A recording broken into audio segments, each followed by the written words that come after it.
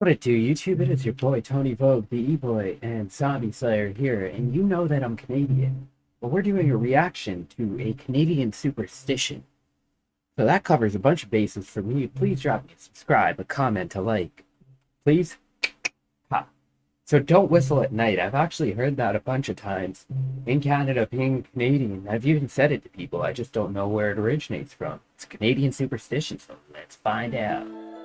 One of the strangest mysteries I've come across. Well, that is anticlimactic as fuck. In all my years of writing for mysteriesofcanada.com is the phenomenon of universal folktales. Legends inexplicably espoused by multiple cultural groups, which have few discernible connections with one another.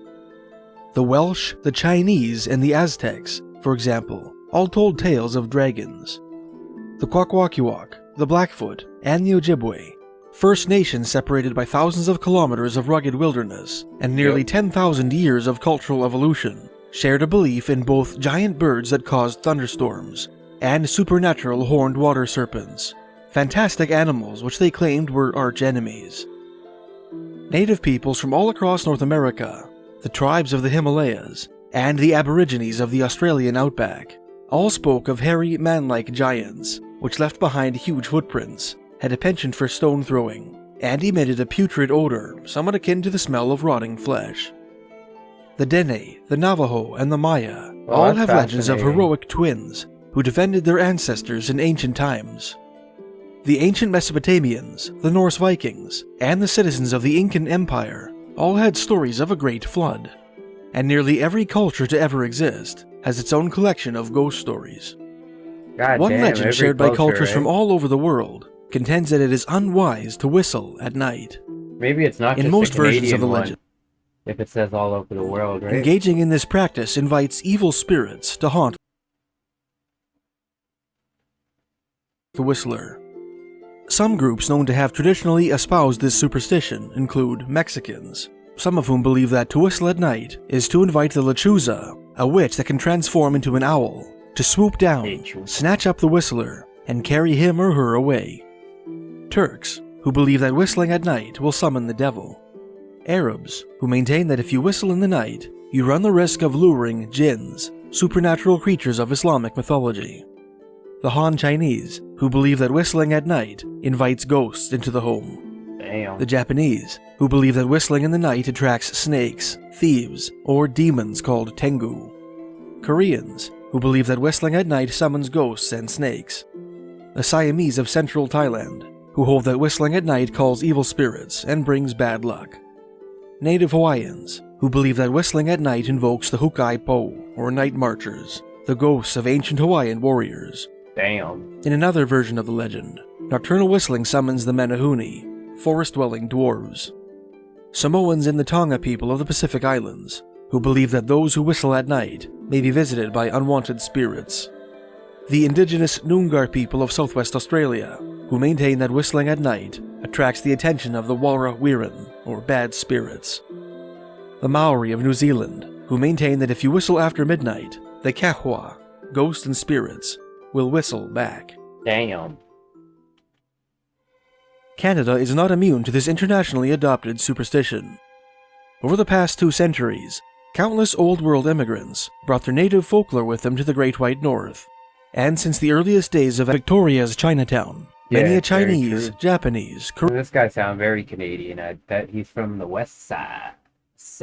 I'm from the east side. East side. Drop me a subscribe. Drop me a like. Korean and Vietnamese Canadian has suffered his or her grandmother's admonitions against whistling after dark. Asian Canadians are not the only Canucks to inherit the whistling legend from their immigrant ancestors. In his 2016 book, Creating Kashubia, History, Memory, and Identity in Canada's First Polish Community, Canadian historian Joshua C. Blank wrote that his ethnically Kashubian grandmother from Barry's Bay, Ontario, often repeated an old Polish saying regarding this ancient superstition. Well, don't whistle at night. The devil dances on the stove. the devil dances on the stove. Damn. Interestingly, Canada has a few endemic whistling legends, totally independent of foreign influence. Although they are not as well documented as their Old World counterparts, A number of Canadian Aboriginal groups have their own superstitions cautioning against whistling at night. Well, tell us. According to one Inuit legend, one who whistles at the Northern Lights risks calling down spirits from the aurora. A poem entitled Labrador in Winter, written by Canadian poet Kate Tuthill, colorfully illustrates this belief thus. The Inuits say don't whistle when the Northern Lights are high, lest they swoop to earth and carry you up to the luminescent sky. Not all Canadian Aboriginal legends regarding whistling at What? That was pretty cool. They don't whistle when the Northern Lights are high, lest they swoop to earth and carry you up to the luminescent sky. Not all Canadian Aboriginal legends regarding whistling at night involve evil spirits. According to one First Nations tradition that decries it, this practice attracts the Stick Indians, frightening wildmen of interior and coast sailors' tradition, which are either hairy Sasquatch-like giants, gaunt cannibalistic Indians, or forest-dwelling dwarves, depending on the tribal affiliation of the storyteller. Most Salish tribes maintain that the Stick Indians communicate using whistles, alternating from low to high. According to the Okanagan, an interior Salish people of south-central British Columbia, whistling at night, especially in the backcountry, or on the outskirts of civilization, is likely to attract the unwanted attention of a Stick Indian. The Dene tribes of northern Canada have a similar wildman tradition, and we've got some fascinating culture up here in Canada and some fascinating mythology, and I'm gonna get into it. This is actually very along the themes of this channel, so we're gonna react to a lot more Canadian legends and mythology. According to many missionaries and fur traders who spent time among these people in the late 19th and early 20th centuries, the liberal they were government terrified of nocturnal whistling. In the words of Hudson's Bay Company trader B.R. Ross in his 1879 report entitled Look at those Canadian-ass sideburns. Notes on the Tene or Chippewayan Indians of British and Russian America, a strange footprint, or any unusual sound in the forest, is quite sufficient to cause great excitement in the camp. At Fort Resolution, I have on several occasions caused all the natives encamped around to flock for protection into the fort during the night, simply by whistling, hidden in the bushes. Another First Nation with a taboo against nightly whistling is the Kootenai tribe of southeastern British Columbia. According to a Kootenai woman who was interviewed on December 11th, 1997, even today, you will hear people that are my mother's age from the reserve say, "You don't whistle at night. Okay, that's taboo." They don't tell you why lots of times, but it's, don't whistle at night.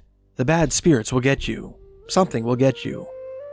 But if you take that back not so many generations, if you were out in the dark, and your enemy's around, if you're whistling, they know you're there. And there you go. It was designed as stories to tell children, so that they could comprehend. Okay, don't whistle because something bad will happen to me. But the parents didn't go on to say, otherwise the Blackfeet are going to get you in the middle of the night or something. They're going to know where you are and get you. It's kind of a way of telling a fairy story, but with the practical purpose of protecting your children.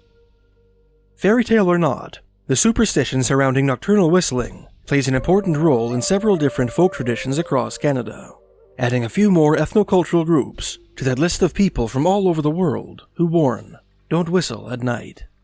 Oh, amazing. Canada out here contributing to culture, mate. The video you just watched is an excerpt from my 2018 book, Mysteries of Canada Volume 1. Oh, that's pretty awesome, man. This guy has a whole book. Maybe we'll react more on his channel. I am your boy, Tony Vogue, the boy Zombie Slayer. If you like Canadian content, drop me a like, drop me a thumbs up, drop me a comment saying you like Canadian content just so it's loud and clear. Till next time.